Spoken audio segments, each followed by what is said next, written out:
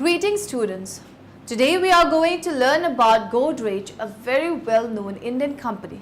Let us know this company in a much better way.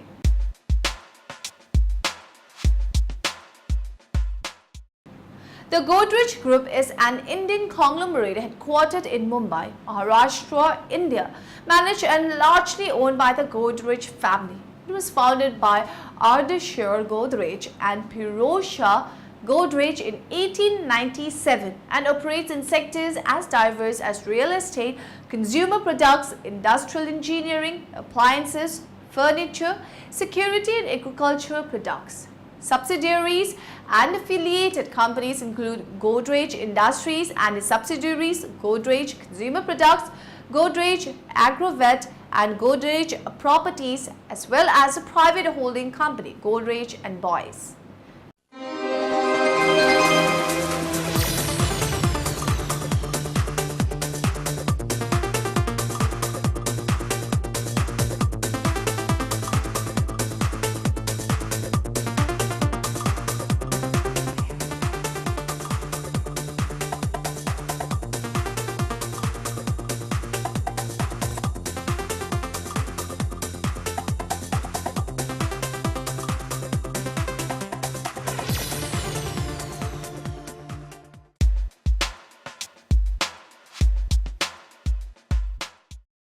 The Godrej Group was founded in 1897 and has since evolved into one of the largest and the oldest conglomerates based in Mumbai, India, with a presence in varied industries including appliances, precision equipment, machine tools, furniture, healthcare, interior solution, office equipment, food processing, security, materials handling and industrial storage solution, construction and information technology.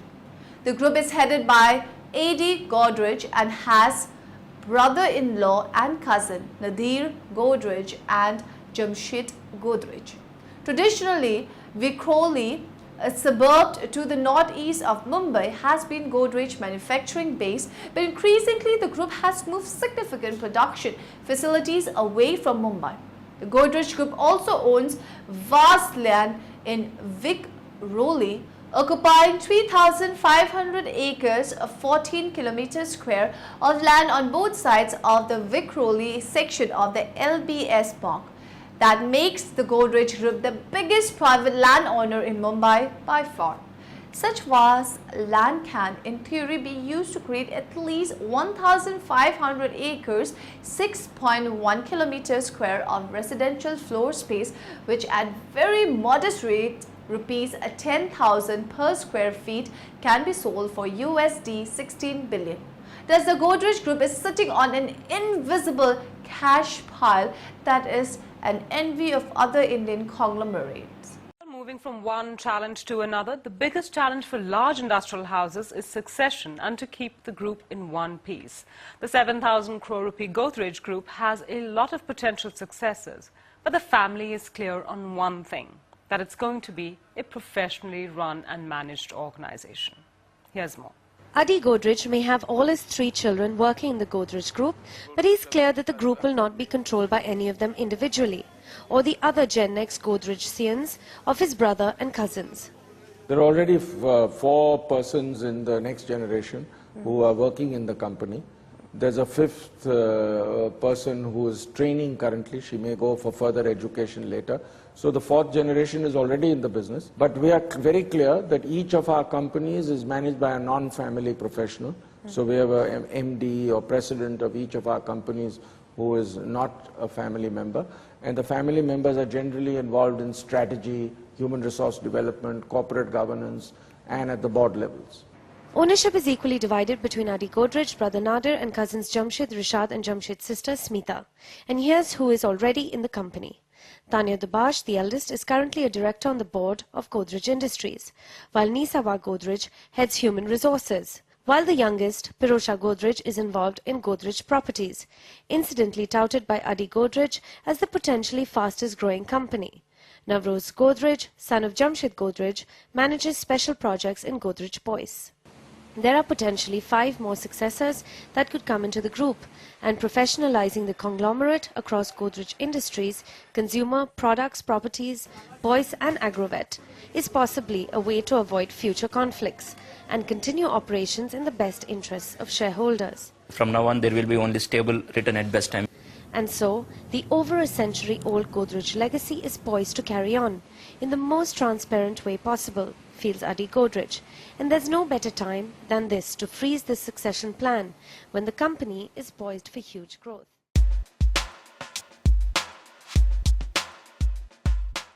Godrej has a philanthropic arm that has built schools, dispensaries, and a residential complex for their employees. Trusts established by Godrej continue to invest in education, healthcare, and upliftment of the underprivileged. 25% of the shares of the Godrej Group's holding company, Godrej and Boyce, are held in a trust that invests back in the environment, healthcare, and education. Which means business is not just about revenues and profits, but keeping our land green, our communities healthy, and our kids smart. In 1920, our founder, Ardeshir Godrej, gave a donation of Rs 3 lakh to the Tilak Swaraj Fund, then considered a princely sum for upliftment of the downtrodden. His gesture of philanthropy grew into Godrej corporate policy. Giving back turned into our way of saying thank you to the 400 million Indians who are Godrej loyalists.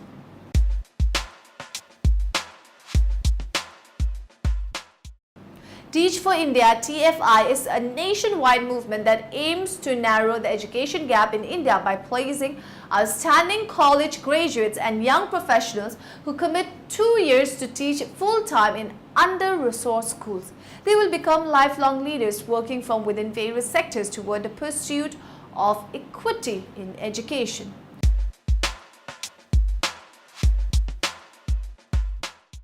Godrej Group has pledged to sponsor employees for the TFI program as a contribution towards educational opportunity for all Indians. Godrejite Veena Verma was one of the recent 94 selected out of 1,000 of applicants. The TFI Fellowship is a challenging assignment aimed at transforming the participant's life. As a teacher, each day is likely to offer multiple opportunities to confront and tackle challenges, motivate diverse stakeholders to work hard toward a shared vision, and create and adjust plans to move further towards their intended goals.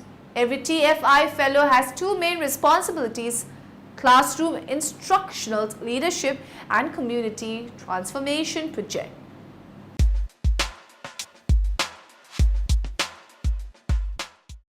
The Godrej family owns over 67% of GIL, and along with person acting in concern, its holding is over 71%. The company in its present form is a result of a series of restructuring moves by the group. But given the large promoter holding, any corporate action or buyback price would sail through on a majority vote without opposition. Moreover, when the holding of banks and insurance companies is also a negligible 1.6%, any opposition is inconsequential. The company has offered investor a price of Rs 18, which retail investor insists is paltry in relation to the true worth of the company. GIL shares were quoted at just under Rs 24 per share until a few days before trading was halted on July 26 this year. Even on the last day, the scrip traded at Rs 20, which is higher than the price offered to investors. Investors also point out that the book value of this profitable company would be in the region of Rs 45.